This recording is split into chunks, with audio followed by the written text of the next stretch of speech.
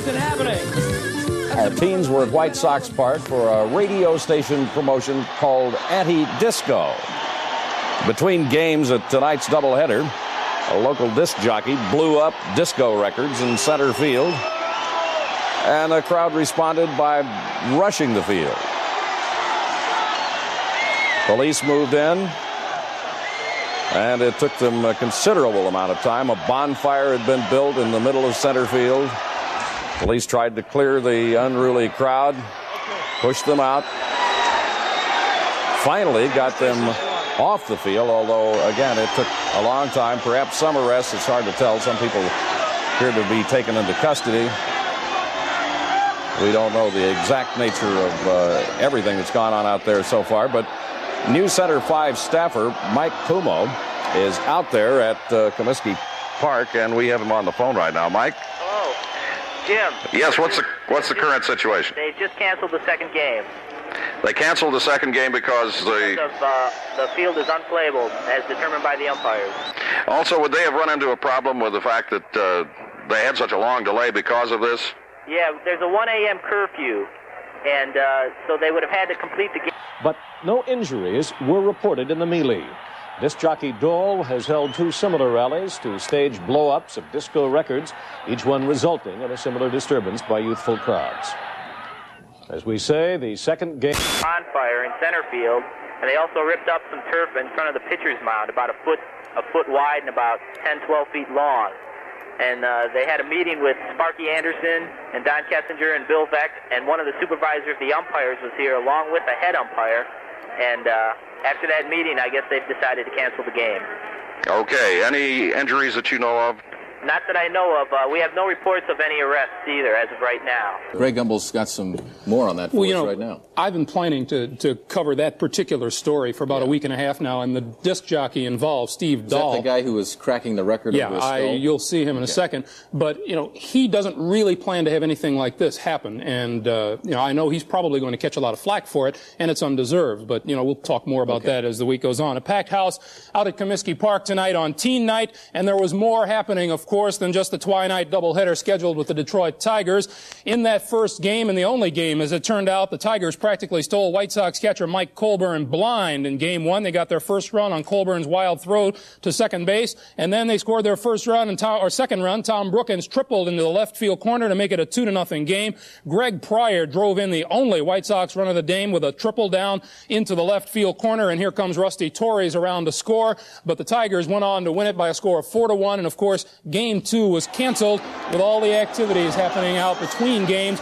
Then on team night, WLUP held a disco demonstration. We'll talk about that a little bit more too, but game 2 was canceled out there this evening. As we said, between game activities, the main attraction, the disco demolition, spearheaded by morning radio man Steve Dahl and his anti-disco army called the Insane Coho Lips. Earlier, I asked Steve just what he has against disco. Well, the first thing I have against it is that I can never find a white three-piece suit that fits me off the rack. So I hate the taste of pina coladas.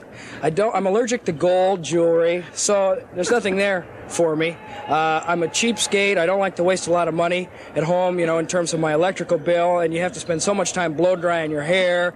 It's a waste of energy. Okay, I'm ecologically meaningful and cheap, so I'm not into it. I'd like to, if I could, show you how we destroy the disco records. And this is how I do it. I have to kind of get worked up a little bit.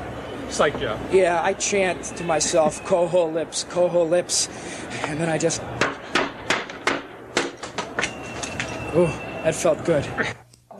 Well, worthy as the cause may be, the idea of the game was to blow up disco records in a box out in the middle of center field. That did happen, but after that is when the fans overran the field.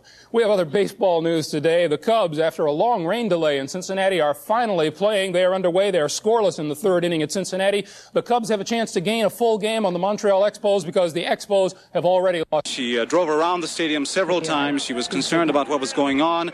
She was mobbed by some youngsters who came to her car to talk to her, but then she just drove on. So, except for some of the fireworks and a lot of anti-disco slogans, things, believe it or not, are returning back to normal. Bill and Carrie. Thank you, John. This is the point where they started to blow up some disco records in that promotion that the fans came out of the stands and really covered, as you saw, the whole ballpark out there. Johnny, a question for you. You say that this is a gimmick that's gone too far, obviously. Did Bill Veeck do any checking into the former disturbances that were over anti-disco sentiment? Apparently not. And that's a surprising thing, because Bill Veeck has a lot of good common sense. He's a good man, and he's very conservative when it comes to that respect. But I think he let his promotional aspirations get out of hand here, and he saw 50,000 fans there, and he went for it. Some of the White Sox people were playing down what we were calling a disturbance, saying there were no injuries. They didn't even see any rocks and bottles thrown. Kind of a summer night enthusiasm by the fans, but we do see on videotape the batting cage going over.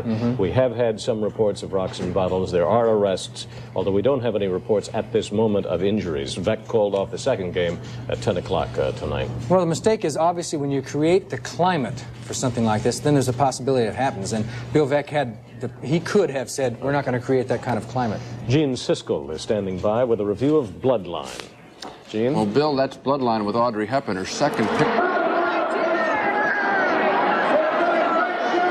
Records flew like frisbees, more fireworks exploded, bottles were thrown, and an estimated 7,000 spectators staged their very own demolition. 4 fans were injured during the melee, 40 others arrested, and even after the disturbance was quelled, ballpark area residents aired their own complaints. I had to chase 2 boys out of my hall that was urinating in it. And also we had a car on the curb by our house. Have you ever had anything like this? We had it last year when they had a disco going on here. We're all constantly cleaning our halls and our streets here with beer cans from these people coming here. We got a nice neighborhood, and this is our livelihood right here. We live here. We keep it clean. This morning, cleanup crews tried to repair the damage on the infield, but on the 37th floor of the Hancock building, it was business as usual for Steve Dahl and his anti-disco campaign. We didn't do this thing last night as a publicity stunt, but it sure is turning into one, isn't it? Oh, you think so? And what the heck? I'll do whatever you want, you know? Just as long as they spell your name wrong. It's the old adage. That'd be pretty funny. I don't know what to tell you. I didn't, like I said, I didn't see it when they came out. I didn't see that many bottles or that many records flying, so I don't know. You know, there were some people that got a little carried away, and... But you're not taking responsibility for what happened. I don't think I have to. I haven't done anything. I packed Bill Veeck's baseball stadium for him, made him a lot of money last night, did my job, everybody liked it, I left, people wanted to come on the field, and their security people couldn't keep them in the stands. You do it all over again? I'm not a security guard. Would you do it over again? Yeah, with more security guards. No. Police are at a loss in trying to explain what happened last night. Everybody's looking for a fault. I don't think anybody actually planned to have a riot or planned to have problems. I think it was probably some good methodology to get a crowd, but it overworked. It was like a person puts an ad in a paper to sell something and they run out of goods. There's not enough goods. After the second game of the doubleheader was called off last night, spectators were told to keep your rain checks, but it is still unclear whether that second game will be forfeited. Channel 2's Bruce Roberts will have a live interview.